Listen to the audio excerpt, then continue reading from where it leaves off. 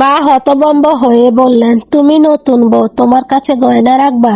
এ আবার কেমন কথা? আমি সাবধানে রাখবো, দাও। মেজ ভাবি টলাতে পারলো না মোটেও, বললেন, আমিও সাবধানে রাখবো। আমি তো আর খুকি নয় যে হারিয়ে ফেলবো।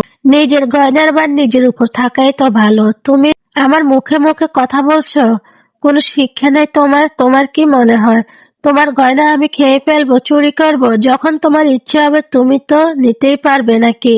তা করবেন কেন? তবে আমারও তো ইচ্ছে হয়, যখন চাইবো তখন পড়তে পারবো না। দেখা গেল আমার সাজুগুজু করতে ইচ্ছে করলো মাঝরাতে, তখন কি আপনার ঘুম ভাঙাতে যাব? খামোখা এত প্রেশার নিচ্ছেন কেন? কোনোভাবেই গয়না জব্দ করতে না পেরে ঘরে এসে মা ফুঁসতে লাগলেন, বলতে লাগলেন, কত বড় ফাজিল, কিভাবে মুখে মুখে তর্ক করলো আমার সাথে। মেজো ভাবির উপরে আমার প্রচন্ড রাগ যে হলো বলার মতো না। আমি ঠিক করলাম এই ডাইনির সাথে আমি জীবনেও কথা বলবো না। একটা মানুষ এত খারাপ কিভাবে হয়? তবে মেজো ভাবি নিজে থেকে এসে আমার সাথে কথা বললেন। রাত জেগে পড়তাম। পড়ার ঘরের সামনে আমার এসেছি পরীক্ষা বলে কথা। বাড়ির সবাই যখন ঘুমিয়ে পড়লো হঠাৎ দেখি মেজো ভাবি এক কাপ চা নিয়ে এসেছে। হেসে বললেন, চা খাওনি তো? তাহলে আর ঘুম পাবে না। রাগে আমার গা জ্বলতে লাগলো। ইস, কি আমার জ্ঞান দাত্রিনী এলেন রে!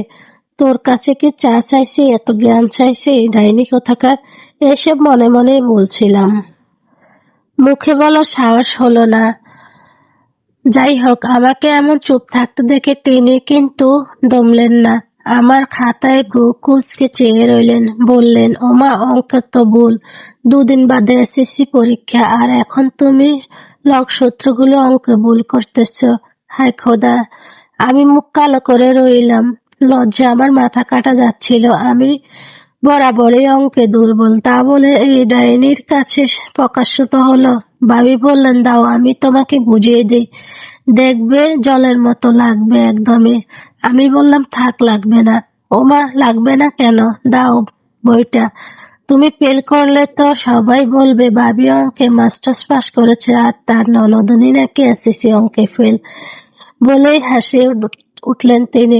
আমি অবাক হয়ে বললাম, আপনি বুঝি অঙ্ক নিয়ে পড়েছেন?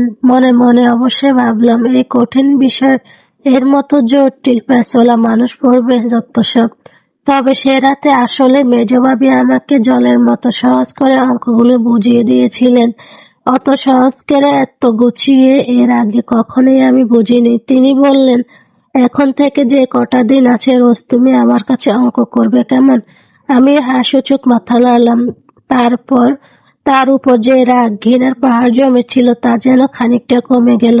এরপর থেকে তাকে আমি ভালো করে লক্ষ্য করতে লাগলাম। না, এমন তো নয় যে আমার তাকে খুবই ভালো মেয়ে মনে হচ্ছে, তবে এতটাও খারাপ মনে হচ্ছে না।